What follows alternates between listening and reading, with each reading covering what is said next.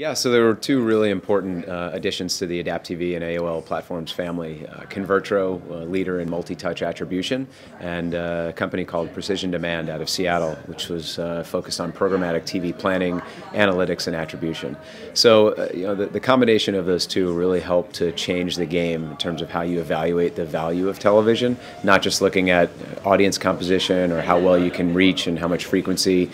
you can provide to audiences with your advertising message, but really being able to understand the impact. So looking at, I spend $1 in television, what's the impact on sale? What's the impact on visits to my website? What's the true outcome of what I'm trying to do? And if you think about from a CMO's perspective, they're most interested in how can I attribute my advertising to impact on sales, and we're now able to start tying all of those things together. So with this multi-touch attribution platform from Convertro, we can now tie investments across all digital and offline and TV and radio, so a advertiser can understand how all of them not only make an impact on sale, but more importantly, or just as important, how they impact each other. So how TV affects search, how TV affects web activity. That's a game changer.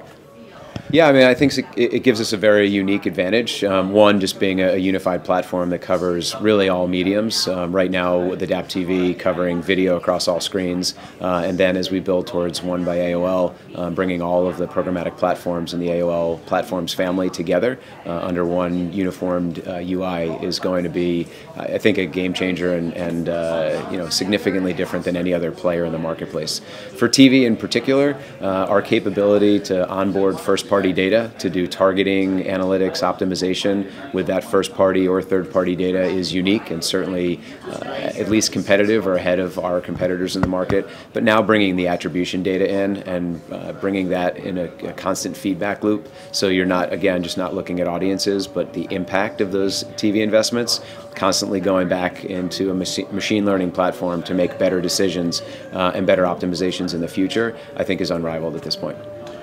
Where is sort of programmatic going to impact television planning, either by device or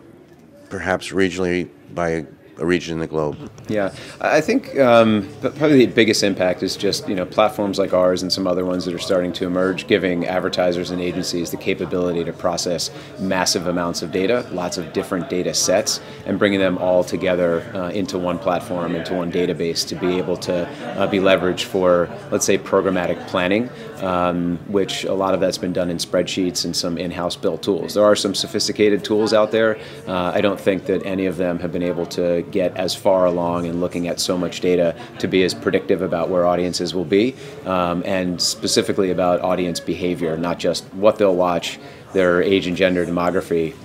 but what audiences are watching that fit your very specific business need,